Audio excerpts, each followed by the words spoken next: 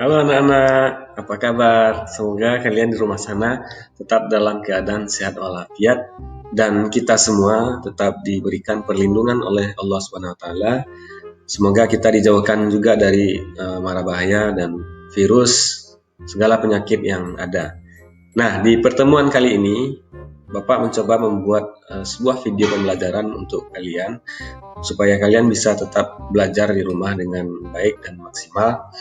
Nah, materinya itu mengenai sumber daya manusia negara-negara anggota ASEAN. Nah, nanti kalian akan disajikan beberapa item mengenai jumlah penduduknya, persebaran dan komposisi penduduknya, pertumbuhan penduduk, keragaman etniknya, dan kualitas penduduk di negara-negara anggota ASEAN. Nah, untuk itu jangan lupa kalian subscribe channel sekolah kita SMP Global Andalan. Kalian juga follow Instagram Bapak. Kemudian Bapak juga membuat sebuah konten di Spotify, yaitu konten sejarah, khusus sejarah. Judulnya itu Historia Magistra Vitae. Silahkan kalian cek dan jangan lupa subscribe, sekali lagi subscribe channel sekolah kita SMP Global Andalan. Dan jangan lupa di like dan di komen di bawahnya karena subscribe itu gratis ya. Oke, terima kasih. Kita mulai saja pembelajarannya mengenai sumber daya manusia negara-negara anggota ASEAN. Kita lihat yang pertama, tujuan pembelajarannya, ya. Nah, tujuan pembelajarannya itu yang pertama menjelaskan jumlah, sebaran dan komposisi penduduk negara-negara ASEAN. Kemudian yang kedua, menjelaskan pertumbuhan penduduk negara-negara ASEAN. Yang ketiga, menjelaskan kualitas penduduk negara ASEAN. Dan yang terakhir, menjelaskan keragaman etnik penduduk negara-negara ASEAN. Oke, kita mulai yang pertama, yaitu jumlah penduduk negara anggota ASEAN. Nah, ini ada sebuah infografis yang perlu kalian perhatikan baik-baik dan kalian lihat baik-baik, bahwa di infografis ini kita bisa melihat grafik jumlah penduduk ASEAN ini tahunnya tahun 2015 ya, karena harus ada pengambilan data yang terbaru. Jadi data yang terbaru itu baru di tahun 2015 ini. Nah, jumlah penduduk di tahun 2015 yang paling besar adalah Indonesia, 255 juta jiwa, disusul oleh Filipina 101 juta jiwa, Vietnam 94 juta jiwa, Thailand 65, kemudian Myanmar 53 juta, Malaysia 30 juta, Kamboja 15 juta, Laos 6 juta, Singapura 5,5 juta, dan Brunei dengan negara paling sedikit 429.000 jiwa. Nah, jadi Indonesia negara kita dengan jumlah penduduk terbesar di ASEAN. Nah, dengan jumlah penduduk yang besar ini, berdasarkan infografis yang disajikan ini, Indonesia itu memiliki potensi yang sangat luar biasa. Yang pertama itu di tahun 2045, Indonesia itu diproyeksikan mendapatkan bonus demografi dan menjadikan PDB Indonesia itu posisi kedua di Asia ya, dengan nilai 9,1 triliun ya, tahun 2045. Bonus demografi itu apa? Bonus demografi itu adalah jumlah penduduk usia muda di Indonesia akan lebih banyak dibandingkan jumlah golongan yang lain. Artinya pemuda Indonesia ketika itu jumlah penduduknya sangat luar biasa. Artinya kalau pemudanya banyak, muncullah kelompok-kelompok kreatif, karena kreativitas itu biasanya identik dengan pemuda. Nah, Indonesia nanti di tahun 2030 itu menghasilkan 113 juta tenaga kerja terampil dan membuat perekonomian Indonesia itu terbesar ke-7 di dunia. Kalian bayangkan betapa luar biasa sebenarnya potensi negara kita. Kemudian angkatan kerja, 131 angkatan kerja di tahun 2017 yang lalu, kemudian akan meningkat pada tahun 2030 menjadi 202 juta jiwa. Nah, kemudian pengguna internet 132,7 juta pengguna internet berkontribusi dalam perdagangan elektronik sebesar 24,6 miliar per tahun. Wow. Jadi sebenarnya potensi kita luar biasa. Nanti kita sudah terbiasa ya. Kalian juga mungkin sudah belanja dengan online, semuanya internet sekarang. Apa-apa internet. Sekarang pun kita belajarnya dengan bertatap muka dengan virtual, kemudian dengan video seperti ini juga. Nah, artinya penggunaan internet pada saat yang akan datang itu berpotensi memberikan kontribusi yang luar biasa dalam hal perdagangan. Nah, jadi potensi jumlah penduduk negara kita luar biasa, bukan main-main ya. Tidak hanya alamnya saja yang berpotensi besar, tetapi penduduknya itu sebenarnya sangat berpotensi sekali. Oke, makanya kalian di rumah sana belajar dengan baik. Semoga kalian kedepannya bagian dari kekuatan Indonesia di masa yang akan datang ya. Kita lanjut ke jumlah penduduk. Kita melihat bagaimana pengukuran jumlah penduduk di suatu tempat ya, suatu wilayah atau suatu negara. Nah, jadi bagaimana cara menentukan jumlah penduduk di suatu wilayah atau di suatu negara ya. Jadi kita akan melihat beberapa poin di sini. Yang pertama itu cara atau sumber informasi data penduduk itu bisa diperoleh melalui registrasi penduduk, sensus penduduk, dan survei penduduk. Nah, jadi data di tahun 2015 itu berasal dari sensus penduduk ya. Kemudian kalian mampu membedakan nanti apa itu registrasi penduduk, sensus penduduk, dan survei penduduk. Yang pertama kita lihat registrasi penduduk. Registrasi penduduk itu merupakan kumpulan keterangan yang mencatat terjadinya peristiwa-peristiwa kelahiran. Nah, jadi kalian ada adiknya baru lahir atau kalian sendiri itu harus tercatat ya. Tercatat di keterangan kependudukan di negara kita. Kemudian sensus penduduk atau cacah jiwa. Cacah jiwa itu pendataan jiwa, yaitu merupakan keseluruhan proses pengumpulan, menghimpun, menyusun, serta menerbitkan data demografi. Demografi itu pendudukan, ekonomi, dan sosial yang menyangkut semua orang pada waktu tertentu di suatu negara. Jadi kalau sensus penduduk itu sekali 10 tahun kalau tidak salah ya. Di sekali 10 tahun dihitung berapa jumlah penduduk di suatu negara. Kemudian survei penduduk. Pada dasarnya survei penduduk itu hampir sama dengan sensus penduduk, tetapi hal yang membedakannya dengan survei penduduk adalah cakupan penduduk yang dicacah atau cakupan penduduk yang didata. Nah, jumlah penduduk di suatu tempat akan mengalami pertambahan atau berkurang. Jadi lebih banyak pertambahan sebenarnya daripada pengurangan. Nah, perubahan itu disebut dengan dinamika penduduk. Nah, kemudian persebaran dan komposisi penduduk negara-negara anggota ASEAN. Nah, persebaran penduduk itu terbagi menjadi persebaran penduduk secara geografis dan persebaran penduduk berdasarkan administrasi pemerintahan. Kemudian komposisi penduduk merupakan susunan atau pengelompokan penduduk berdasarkan ciri-ciri tertentu, misalnya menurut umur, jenis kelamin, pendidikan, dan mata pencaharian. Nah, kemudian komposisi penduduk itu dibuat dengan tujuannya yang pertama mengetahui sumber daya yang ada, baik menurut umur maupun jenis kelamin.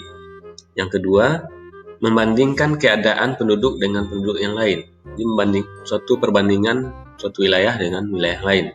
Kemudian yang ketiga, menghitung rasio jenis kelamin atau sex ratio dan angka beban ketergantungan atau dependency ratio ya. Yang keempat, mengambil kebijakan yang berhubungan dengan kependudukan. Dan yang terakhir, menentukan dasar perencanaan pembangunan.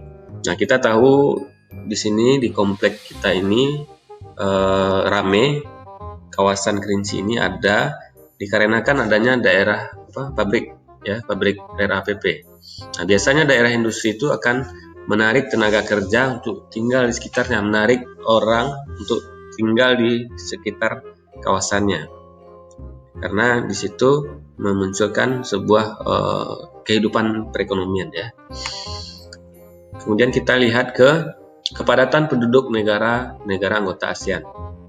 Nah, kita lihat di sini tabelnya mengenai kepadatan negara-negara di ASEAN. Nah, dengan luas wilayahnya yang paling kecil yaitu yang paling kecil luas wilayahnya adalah Singapura ya. Tapi penduduk yang paling jumlah penduduknya yang paling kecil adalah Brunei, 423. Kepadatan penduduknya cuma 73 ya. Kemudian Filipina dengan luasnya 100.000, jumlah penduduknya 100.000, kemudian kepadatannya 336.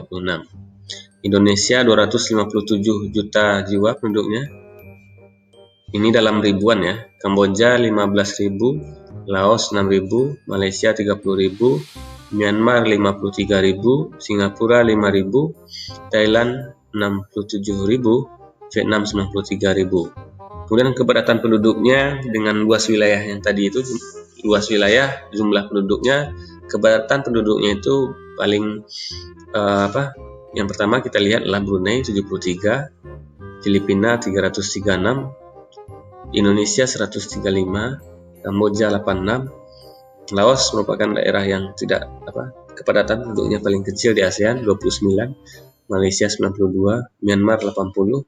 Nah, ini yang luar biasa, Singapura 8.000. Kemudian Thailand 132 dan Vietnam 282. Itu menandakan bahwa wilayah Singapura itu walaupun wilayahnya kecil, tapi kepadatan penduduknya itu sangat luar biasa ya dibandingkan dengan negara lain. Jadi jauh sekali perbedaannya, di mana penduduk di kawasan Singapura ini sangat padat sekali. Nah, jadi data ini diambil dari World Population Prospect di tahun 2015 ya. Kemudian rumus untuk menghitung kepadatan penduduk itu adalah jumlah penduduk per luas wilayah ya, per kilometer persegi. Dalam kurung kilometer persegi. Nah, kemudian komposisi penduduk negara-negara anggota ASEAN.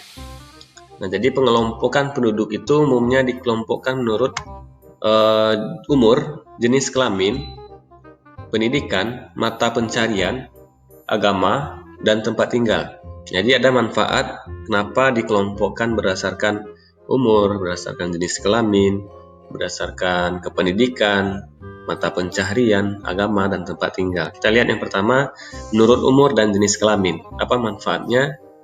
Manfaatnya itu untuk mengetahui perbandingan jumlah penduduk laki-laki dan jumlah penduduk perempuan. Kemudian juga mengetahui kelompok usia muda, kelompok usia dewasa, dan kelompok usia tua. Dan berapa jumlah kelompok usia produktif dan yang tidak produktif. Kemudian komposisi menurut pendidikan. Kita nanti mengetahui perbandingan jumlah penduduk yang tidak bersekolah, yang tamat SD, yang tamat SMP, SMA atau SMK, kemudian yang tamat perguruan tinggi, S1, S2, dan S3. Kemudian komposisi menurut mata pencaharian ya. Untuk mengetahui presentasi jumlah penduduk berdasarkan mata pencaharian atau pekerjaannya, yang pedagang, yang bertani, yang karyawan, yang pegawai negeri ya. Kemudian menurut komposisi agama, kita tahu ada 6 negara, ada 6 agama resmi yang ada di negara kita: Islam, Kristen, Katolik, Hindu, Buddha, dan Konghucu ya. Kemudian komposisi menurut tempat tinggal, kita mengetahui nantinya perbandingan jumlah penduduk di perkotaan dan di pedesaan. Nah, ini ada di sini tabel penduduk negara-negara ASEAN berdasarkan kelompok umur. Nah, umur 0 sampai 14 tahun, umur 15 sampai 64 tahun. 64 tahun ya, bukan 164. Kemudian 65 tahun ke atas berapa? Nah, jadi bisa kalian lihat di sini datanya ya masing-masing negara. Nah, kemudian kita lanjut ke nah, kita masuk sekarang ke keragaman etnik penduduk negara-negara anggota ASEAN, bahwa kita tahu negara-negara ASEAN itu memiliki keragaman etnik yang luar biasa ya. Indonesia saja sebagai negara paling beragam di dunia, memiliki banyak sekali etnik, apalagi nanti ditambahkan dengan negara-negara anggota ASEAN yang lain. Tentu sebuah keragaman yang sangat luar biasa. Kita lihat. Nah, sekarang kita melihat keragaman suku bangsa yang ada di ASEAN. Nah, kalau kita lihat gambar, ini merupakan salah satu bentuk keragaman yang ada di negara ASEAN. Nah, kalian bisa tebak ini dari negara mana, ini anak ini dari negara mana, kemudian mbak-mbak yang cantik dengan leher yang seperti ini dari negara mana, kemudian emak-emak yang ini dari negara mana. Nanti kalian cari tahu itu ya. Kemudian kita lihat di tabel ini suku bangsa masing-masing negara. Kalau Myanmar, suku bangsa yang paling mayoritas itu 68% adalah suku Burma. Kemudian ada suku San, Karen, Rakhine, dan lainnya. Kemudian ada juga suku pendatangnya, ada suku Tionghoa dan Indo-Arya. Kemudian ada Laos. Laos daratan rendah 56%, Lao Teung 34%, Lao Soung 10%. Dan di Vietnam, suku Vietnam 88% sebagai mayoritasnya, kemudian Tionghoa 4%, Thai 2%, dan yang lainnya 6%. Kampuchea atau Kamboja ya. Kampuchea itu sebutan lain dari Kamboja. Ada suku Khmer 94%, ada Tionghoa 4%, Vietnam 1%, dan yang lainnya 1%. Sementara itu Thailand, suku Thai 75%, Tionghoa 14%, Melayu 4%, Khmer 3%, dan yang lainnya 4%. Sementara itu Malaysia, suku Melayu dan orang asli 60%, Tionghoanya 30%, Tamil itu dari Bangladesh dan Sri Lanka kalau tidak salah 6,4%, dan yang lainnya 2%. Kemudian Singapura mayoritas sekarang adalah Tionghoa 76%, Melayunya 15%, Indo-Arya 7%, dan yang lainnya 2%. Lanjut ke Brunei, suku Melayunya 69% sebagai suku mayoritas, Tionghoa 19%, suku pribumi Brunei 6%, dan yang lainnya 7%. Kemudian Filipino ada 80% di negara Filipina, Tionghoa 10%, Indo-Arya, bangsa Eropa dan Amerika ada 2%, kemudian Arab 1%, dan yang lainnya 2%. Sementara negara kita, Jawa sebagai suku yang paling mendominasi di Indonesia 45%, Aceh 10%, Sunda 8%, Madura 4%, dan yang lainnya karena banyak suku 33%. Kemudian di Timor Leste ya, ini selama ini kita belum pernah membahas Timor Leste, tapi di sini ada Timor Leste, Melayu Polinesia, Melanesia atau Papua, Mestikos atau percampuran penduduk asli Timor Leste dan Portugis, kemudian dan penduduk China. Nah, kemudian kita lihat keragaman budayanya, keragaman bahasa dan keragaman agama. Nah, jadi bahasa resmi atau utama negara-negara anggota ASEAN itu, kalau kita lihat yang pertama negara Brunei, bahasanya itu bahasa Melayu, Inggris dan Cina sebagai bahasa resmi. Kemudian ada negara Filipina dengan bahasa Tagalog, Inggris dan Spanyol. Indonesia dengan bahasa Indonesia, bahasa yang kita komunikasi sehari-hari dalam kelas. Kemudian Kamboja ada bahasa Khmer dan Prancis. Laos bahasanya bahasa Lao. Malaysia bahasanya bahasa Melayu, Inggris, China dan Tamil. Kemudian ada Myanmar dengan bahasa Burma, ada Singapura dengan bahasa Inggris, China, Melayu dan Tamil, kemudian Thailand dengan bahasa Thai, China dan Inggris, kemudian Vietnam dengan bahasa Vietnam. Kemudian keragaman agamanya hampir sama dengan Indonesia. Banyak agama yang kita lihat di Asia Tenggara ini, ada Islam, Kristen, Buddha, Hindu, Tionghoa ya. Nah, sekarang kita masuk ke kualitas penduduk negara-negara anggota ASEAN. Ada beberapa hal yang akan kita lihat nanti. Yang pertama itu melihat tingkat pendidikan penduduk negara anggota ASEAN. Yang kedua, tingkat kesehatannya, tingkat usia harapan hidup, dan tingkat kesejahteraan penduduk negara anggota ASEAN-nya.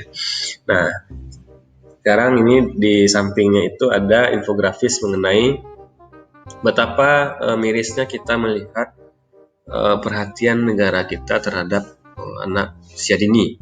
Buktinya Indonesia itu paling rendah, nomor 4 di kawasan ASEAN mengenai kualitas anak usia dini. Anak Indonesia itu kehilangan masa kecilnya. Banyak anak-anak di Indonesia yang kehilangan masa kecilnya itu karena putus sekolah, dipaksa bekerja, menikah muda, dan kurang gizi. Indonesia itu masih jauh di bawah. Paling bawah itu ada Laos, Myanmar, baru kita, kemudian Filipina, Vietnam, Thailand, Malaysia, Brunei, dan Singapura.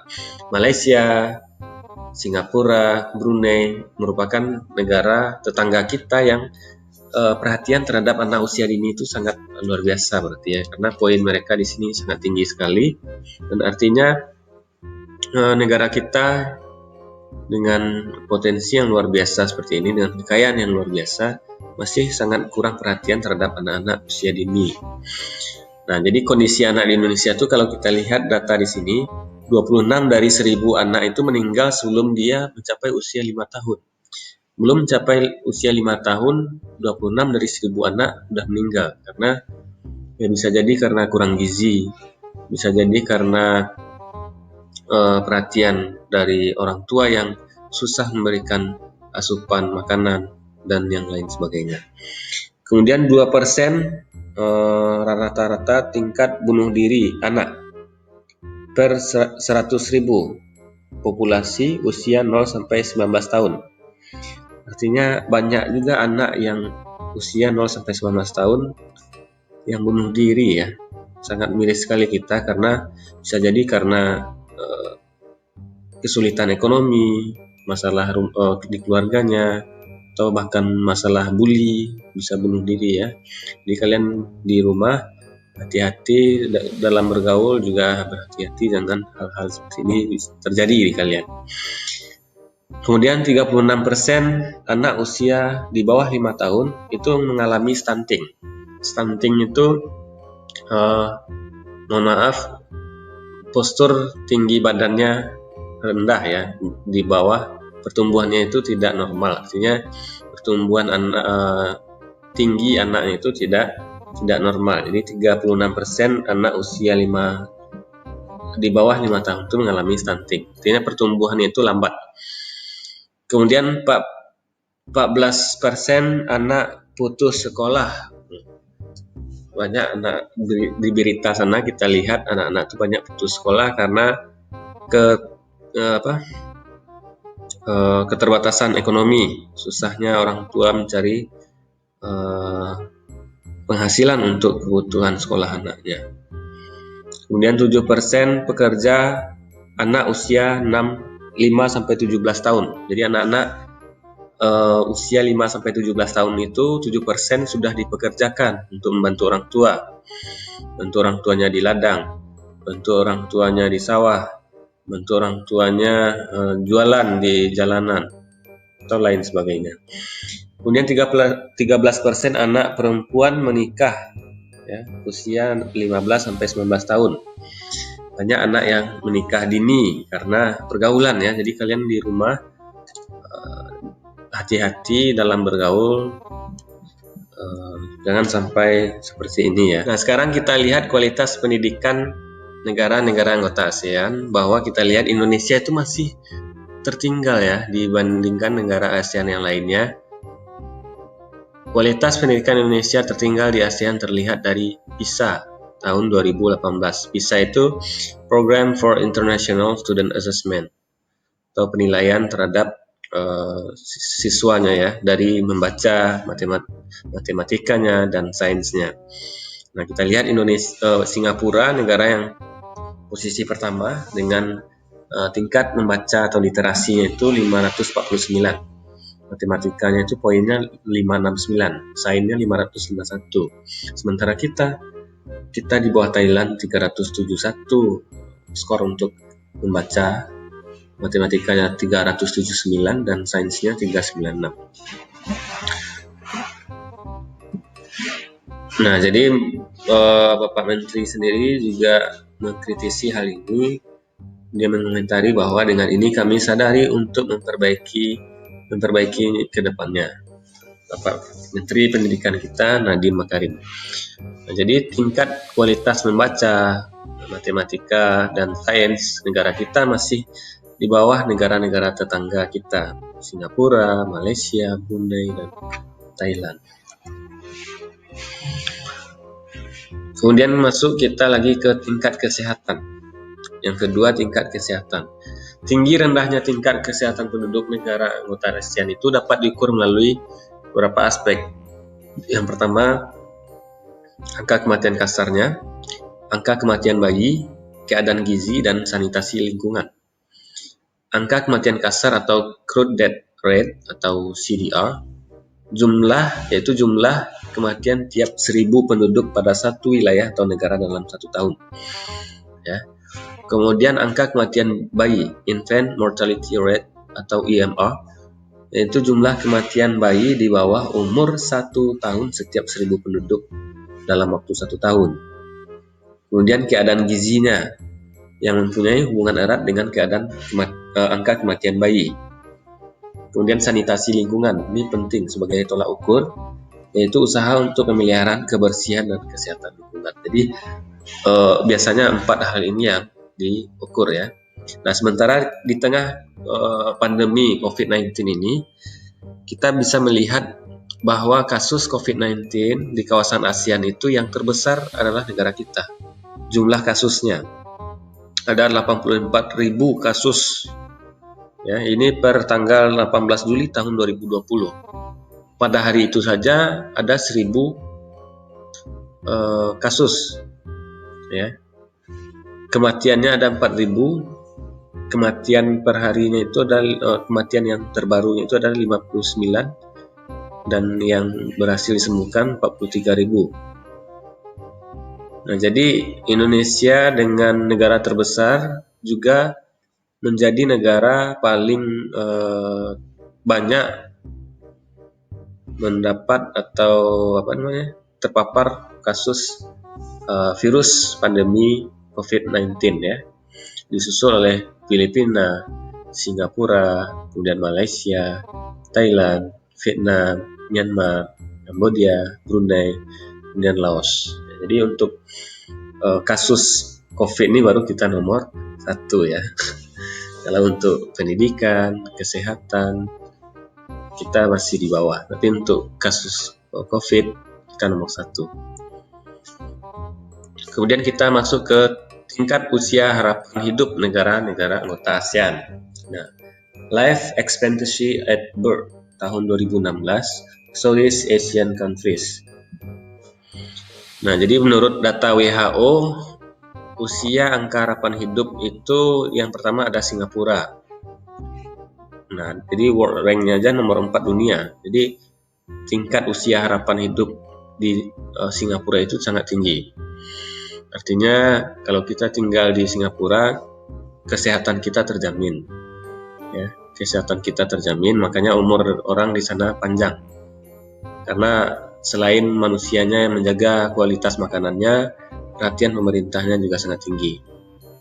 Nah, sementara Indonesia itu berada di posisi ke-7 di bawah Singapura, Brunei, Vietnam. Nah, itu bagaimana data dari WHO mengenai tingkat usia harapan hidup di kawasan ASEAN, bahwa posisi Indonesia masih sangat jauh ya di bawah Singapura, Brunei, Vietnam, ya, negara tetangga kita.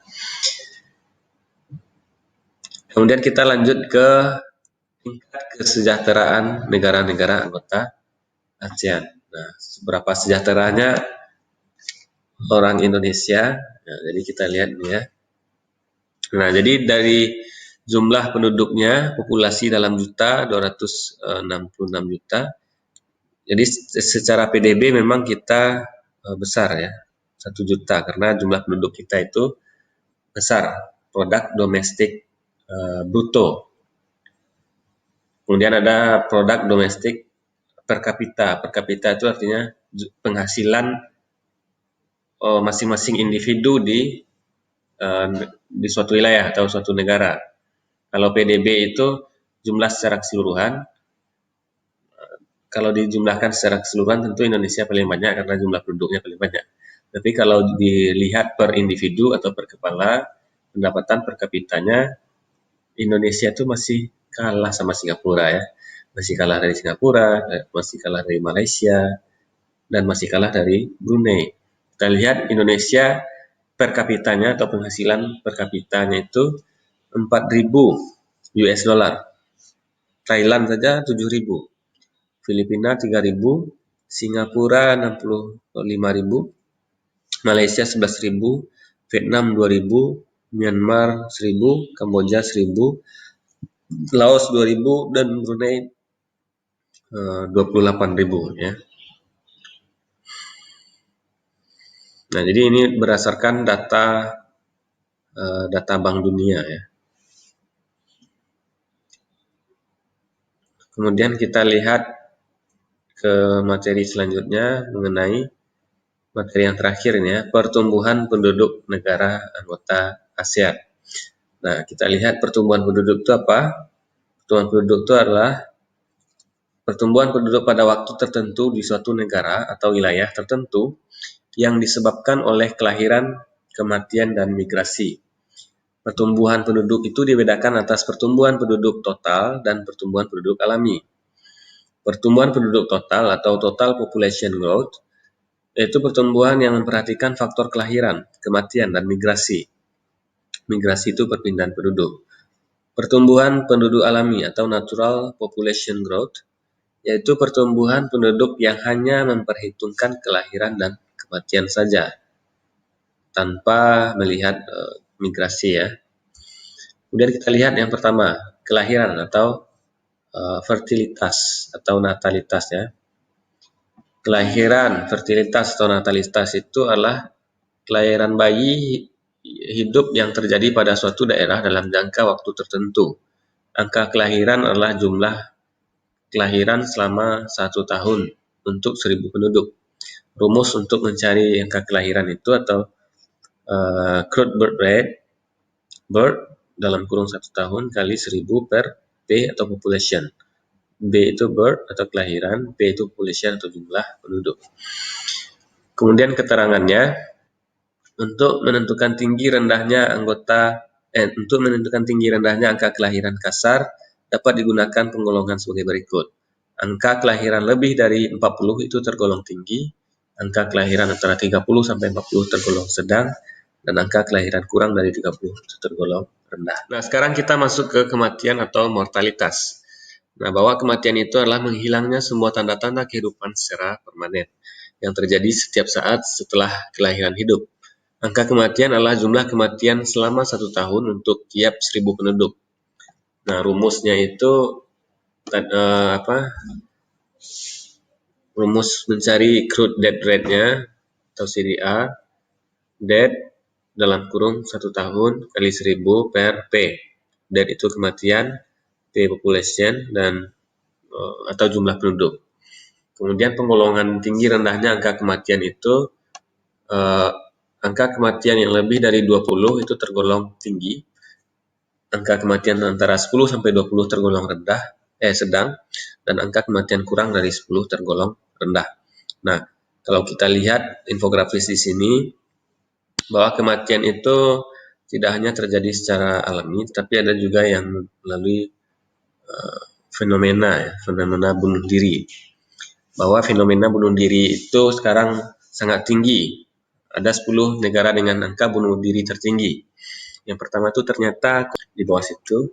Kemudian sekali lagi kalian kalau nanti belajar sejarah dan kalian suka dengan sejarah, ada channel khusus Historia Magistra Vitae namanya di Spotify. Kalian bisa dengar podcast Bapak mengenai materi sejarah di sana. Dan jangan lupa juga follow Instagram Bapak Kimia Kimia. Oke, sampai di sini dulu video pembelajaran dari Bapak. Semoga kalian bisa enjoy dan menikmati video ini dan bisa menyerap pembelajaran ini dengan baik. Oke, Assalamualaikum warahmatullahi wabarakatuh. Ciao, bye.